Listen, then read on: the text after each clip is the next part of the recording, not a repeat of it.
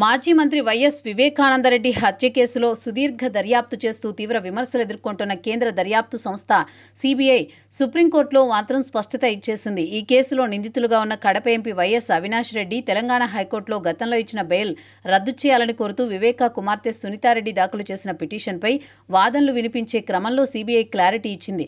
వివేకా హత్య కేసులో గతంలో సిబిఐ అరెస్టు భయంతో కడప ఎంపీ అవినాష్ రెడ్డి తెలంగాణ హైకోర్టును ఆశ్రయించి ముందస్తు బెయిల్ పొందారు.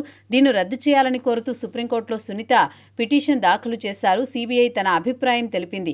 అయితే దీనిపై స్పందించిన సుప్రీం వివేకా కేసులో తదుపరి దర్యాప్తు కొనసాగిస్తారా లేదా అన్న దానిపై అఫిడవిట్ దాఖలు చేయాలని సిబిఐని గత విచారణ సందర్భంగా ఆదేశించింది.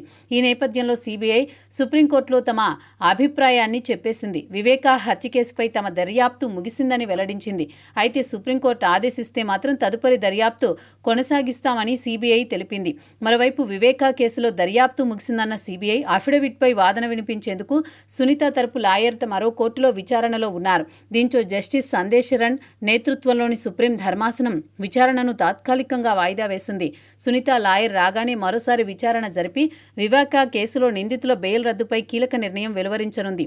2019 ఎన్నికలకు ముందు జరిగిన వివేకా హత్యపై ఆయన కుటుంబ సభ్యులకు విజ్ఞప్తిపై 2020లో వైసీపీ అధికారంలోకి వచ్చాక హైకోర్టు సిబిఐ దర్యాప్తునకు ఆదేశించింది. అయితే 5 ఏళ్లుగా ఈ కేసు దర్యాప్తు చేస్తోన్న సిబిఐ కీలక నిందితుల్ని అరెస్టు చేసినా ఈ హత్యకు సూత్రధారిగా భావిస్తున్న కడప ఎంపీ వైఎస్ అవినాష్ రెడ్డిని రాజకీయ ఒత్తిళ్లతో అరెస్ట్ చేయలేకపోయింది.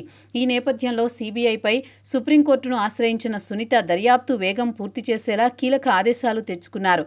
ఆ తర్వాత కూడా ఈ కేసులో సిబిఐ నత్తనడకన కొనసాగిస్తూనే ఉంది.